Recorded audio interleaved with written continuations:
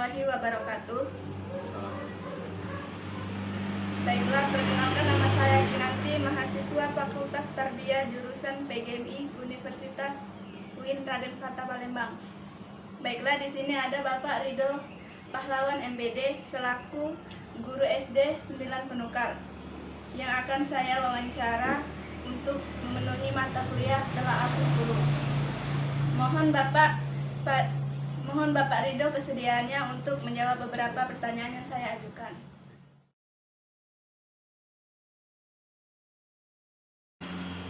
Baiklah, pertanyaan yang pertama. Menurut Bapak selaku wali kelas, masih adakah guru di Indonesia yang kegiatan pembelajarannya masih mengacu pada KTSP dalam proses pembelajaran saat ini? Oke, baik.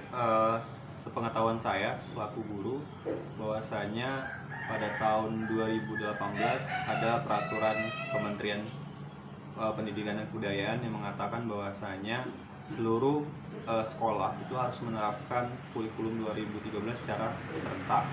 Karena sebelumnya sekolah itu diberi kebijakan masing-masing sesuai dengan kondisi sekolah, yang mau untuk menerapkan 13 atau yang tidak. Tapi pada tahun 2018 itu harus serentak. Seperti itu. Yang selanjutnya, menurut Bapak, apakah hasil dari pembelajaran KTSP dulu bisa diimplementasikan ke kurikulum saat ini, khususnya kurikulum Merdeka Belajar?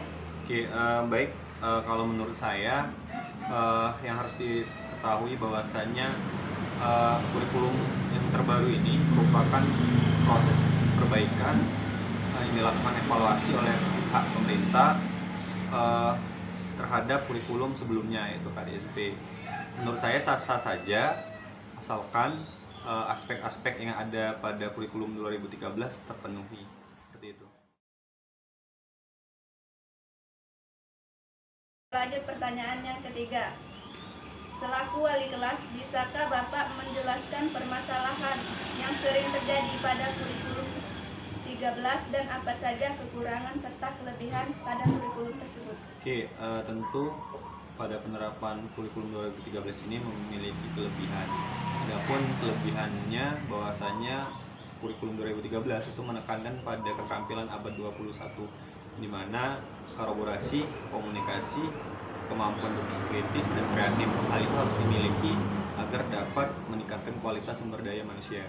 Yang kedua, bahwasanya kurikulum 2013 ini menekankan pada program penguatan karakter, di mana siswa harus mempunyai karakter masing-masing, yaitu karakter nasionalisme, integritas, mandiri, gotong royong, dan juga religius. Semua itu harus dimiliki oleh peserta didik dalam kurikulum 2013. Itu merupakan kelebihannya.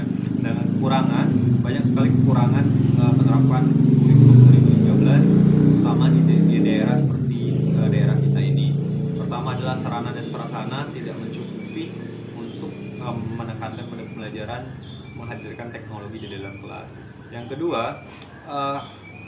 kurikulum 2013 ini menambah beban bagi guru dan juga peserta didik. Yang ketiga, tentunya kurikulum 2013 ini membuat pembelajaran beban belajar itu semakin meningkat. Mungkin itu saja.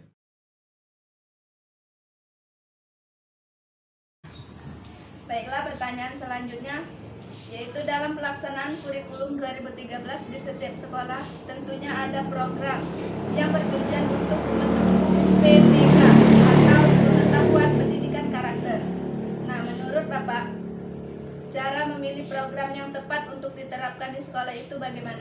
Oke, jadi cara memilih program yang tepat adalah melihat kondisi sebuah sekolah. Ada dua hal, melihat kondisi sekolah sendiri, sarana dan prasarana yang sudah menunjang. Yang kedua, melihat karakteristik dari peserta didik. Nah, jadi sebenarnya program PPK ini adalah program yang harus ditekankan pada proses belajar mengajar.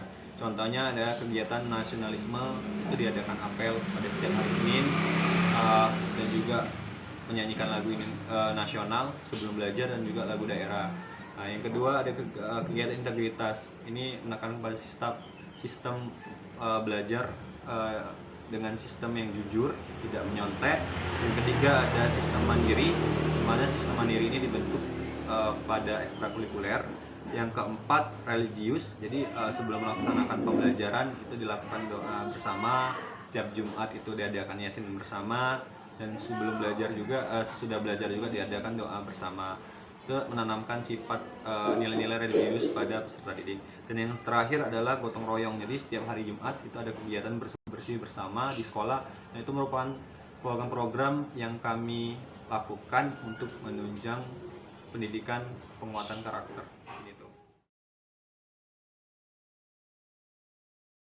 Baiklah, pertanyaan selanjutnya yaitu yang nomor 5. Apakah ada pelatihan atau bimbingan khusus dari pemerintah pusat dan pemerintah daerah terkait cara belajar maupun cara penilaian K13? Oke, untuk K13 sendiri memang ada program dari pelatihan dari pemerintah. Pada tahun 2019 awal itu ada pelatihan di Muara Enim, tetapi sampai sekarang belum ada kelanjutan. Tapi sekarang itu Kementerian Pendidikan itu menerapkan sistem zonasi, di mana agar pelatihan itu merata. Yang berperan penting adalah LPMP dan juga MGMP, guru musyawarah guru mata pelajaran sendiri. Nah, itu mereka bisa bermusyawarah kapan akan melakukan pelatihan. Dan juga biasanya itu sekolah juga itu melihat kondisi para pendidik. Kalau memang butuh untuk melaksanakan pelatihan, maka di dana itu ada workshop namanya, itu ada dananya sendiri. Dan insya Allah setiap tahun akan dievaluasi dan direncanakan hal itu.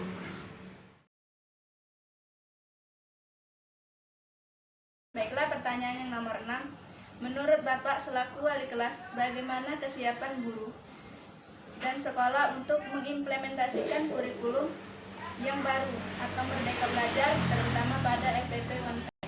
Oke, ini merupakan sebuah kabar gembira bagi kami karena ada sebuah program Merdeka Belajar RPP 1P, di mana memang K13 ini terbeban mengenai administrasi yang terlalu banyak. Nah, ini perlu, tetapi sampai sekarang hal tersebut belum terlalu heboh, dan harapannya pemerintah dapat melakukan sebuah program secara menyeluruh menerus, itu melaksanakan pelatihan agar program ini tepat sasaran. Ini tuh. Selanjutnya, sebagai seorang guru, strategi dan teknik seperti apa yang akan dilakukan dalam mengimplementasikan kurikulum Merdeka Belajar di dalam kelas? Oke, jadi menurut saya Merdeka Belajar artinya saya menekankan bahwasanya belajar itu tapi harus belajar bermakna. Menemukan di dalam K13 itu ada programnya 4C, di mana ada siswa dapat mengamati sendiri pembelajaran, dapat setelah mengamati maka akan timbul pertanyaan. Dia menanyakan, sehingga yang ketiga setelah menanyakan mereka akan memperoleh informasi. Informasi itu setelahnya akan mereka gabungkan penemuannya yang ada di lapangan dengan secara teori. Maka selanjutnya langkah adalah mengasosiasikan informasi tersebut kepada teman-temannya. Mungkin itu salah satu teknik untuk belajar secara merdeka. Strateginya bisa digunakan yaitu discovery maupun inquiry. Pertanyaan selanjutnya yaitu, menurut sumber yang saya cari di konsep belajar merdeka USBN akan diganti dengan ujian asesmen yang diselenggarakan hanya oleh sekolah. Ujian untuk menilai kompetensi siswa dapat dilakukan dalam bentuk tes tertulis dan bentuk penilaian lain yang lebih komprehensif, seperti portofolio dan penugasan seperti tugas kelompok, karya tulis, dan lain sebagainya. Apakah itu efektif menurut Bapak? Oke, jadi sistem yang ada pada USBN dan UN itu sebelumnya merupakan sistem yang sangat membebani peserta didik, karena seolah-olah pendidikan kita diukur dari UN dan USBN, padahal masih banyak proses yang harus diperhatikan ya. Jadi seolah-olah kompetensi seluruh peserta didik yang ada di Indonesia ini dipatok melalui UN tersebut, USBN tersebut. Makanya menurut saya yang lebih efektif itu adalah penilaian asesmen tadi. Karena apa? Karena yang mengetahui persis kondisi dan karakteristik peserta didik yaitu sekolahnya masing-masing. Nah, kompetensi itu dapat diukur dalam menentukan kelulusan peserta didik pada sekolah masing-masing. Mungkin itu yang lebih tepat.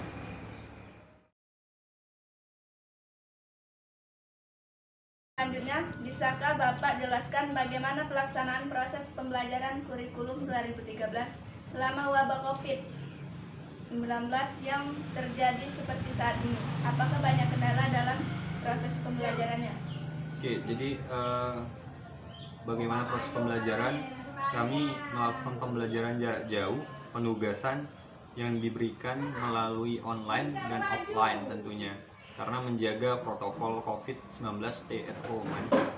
Jadi hal tersebut harus dilakukan agar peserta didik tidak menimbulkan permasalahan baru ketika tidak belajar atau dirumahkan. Nah, adapun kendala tentu banyak sekali kendala-kendala yang ada di daerah ini. Pertama adalah tidak setiap siswa memiliki smartphone atau gadget ya. Itu yang pertama.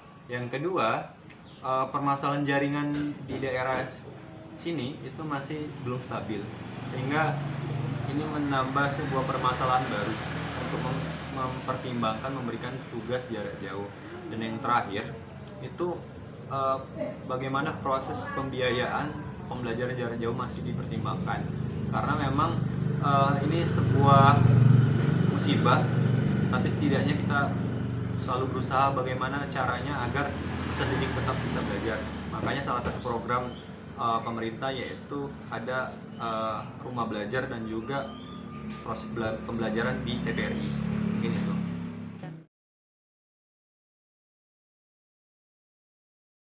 Baiklah, sekarang pertanyaannya terakhir.